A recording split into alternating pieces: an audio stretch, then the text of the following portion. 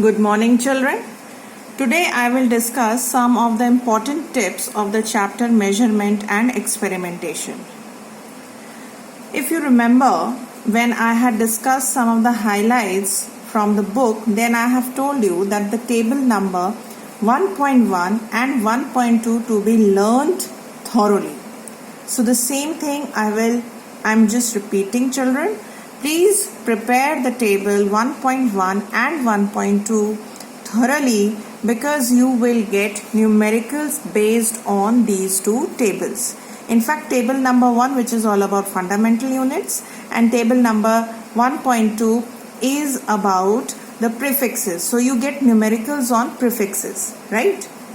Then comes the third table, and in this table you should practice to find out the expression of a physical quantity in terms of SI fundamental units. That means the type of questions that you may get is, I'll give you some units which are derived and I will ask you to convert those units in fundamental system. So for that you will have to practice and you should learn the formula of all the physical quantities that are given on the table. Then comes another important topic, which is the commonly used non-SI unit. So you should learn specially the non-SI units of length and mass. All the units of length and mass that are given under this heading are important. Apart from this, you should know the volume formula of regular shaped bodies also. Let's see, children. Basically, on the basis of first, second, third and fourth point, many numericals can be framed.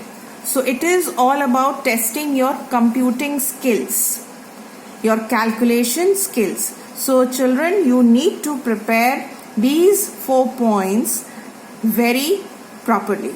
Otherwise, you will face difficulty in solving numericals. Then comes the topic based on simple pendulum. Apart from definitions and some straight questions, a very important relationship between frequency and time period is given in the book, which says that time period is equal to reciprocal of frequency. Now children, what does this mean? It means that if a pendulum has a time period or has got its time period increased, then frequency of the pendulum will decrease and vice versa, right? So this relationship you must understand very properly. If you somehow increase the time period of the pendulum, then the frequency of the same pendulum decreases.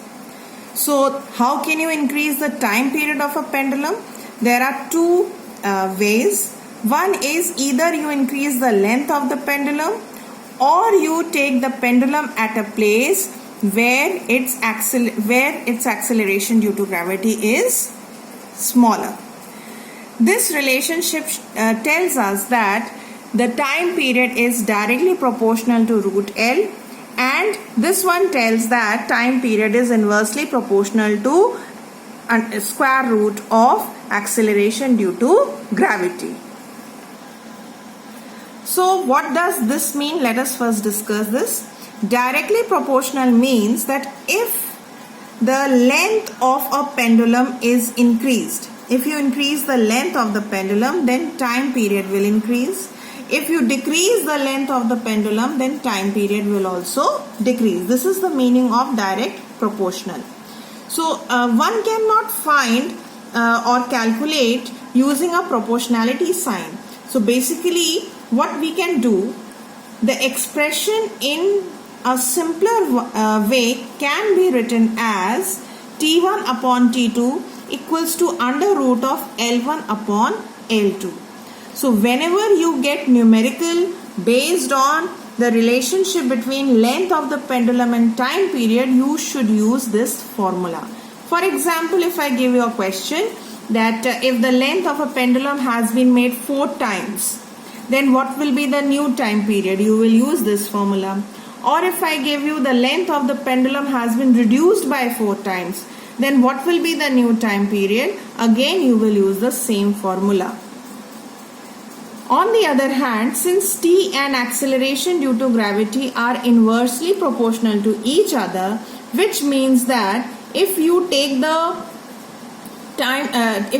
pendulum at a certain place where the acceleration due to gravity has a greater value, then time period of the pendulum of that place will decrease. But if you bring the pendulum at a certain place where the acceleration due to gravity is less than the previous value, then time period of the pendulum will increase, and this is what it is meant by the term inversely proportional. Hence, how to simplify this expression? Now we will write this as G2 upon G1 with the under root sign, just because they are inversely proportional to each other. They bear an inverse relationship. Here T1 L1, T2 L2. Why I wrote this thing? Because they exhibited a directly proportional relationship.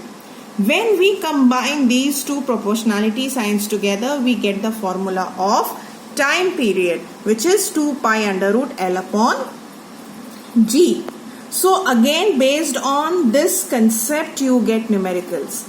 Contrast and comparison based question you get on directly proportional and inversely proportional questions relationship, while direct questions you get from this particular formula. Now point number 7, which is to be noted, is about graph. We know that time period and length of the pendulum are square root of the length of the pendulum are directly proportional to each other. So when if you remove the square root sign, then it becomes t square directly proportional to L. So if I ask you to plot a graph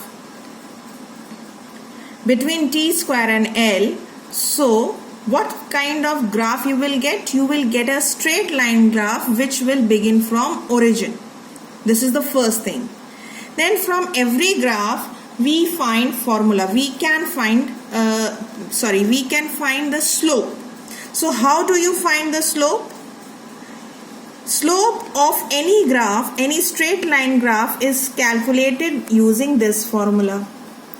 This has been taught to you in the chapter Motion in One Dimension. So when I will try to find out this formula, so the slope of t square versus L graph will give me acceleration due to gravity. So this is one method through which we can find acceleration due to gravity at a certain place. So what did I say? If I want to find out acceleration due to gravity of a certain place, then I should have values of t square as well as the length of the pendulum, and when I will plot the graph between the two, and on plotting I'll get a straight line. So finding out the slope of this graph will give me acceleration due to gravity. This is another important observation and knowledge that you have to remember. Then comes one application of pendulum, simple pendulum, which is seconds pendulum. So what is a seconds pendulum? Seconds pendulum has, it is a pendulum whose time period is 2 seconds. That is the simplest way of defining seconds pendulum. So what kind of questions do you generally get? You get that if find the length of a seconds pendulum at a certain place. Okay, so these kinds of questions you generally get. However, there are many different varieties of questions that can be framed out of these points. Some of the questions I have already discussed with you in the previous lecture, and some of them I will discuss with you now. Thank you.